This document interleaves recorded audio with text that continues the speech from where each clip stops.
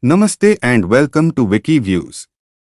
Today, I want to share with you a story that will teach you the importance of saving and investing.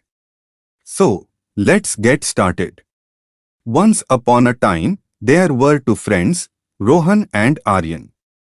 They were both 25 years old and had just started their careers. They earned the same salary, but they had different approaches to managing their finances. Rohan was a spendthrift. He spent all his money on luxuries and didn't save a single penny. Aryan, on the other hand, was a saver. He saved 30% of his income every month and invested it in a mutual fund. 5 years went by, and Rohan's spending habits hadn't changed.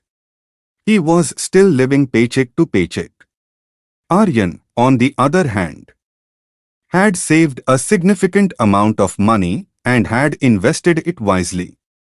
His mutual fund had grown exponentially, and he was now financially independent. The moral of the story is clear: saving and investing regularly can make a huge difference in your financial life.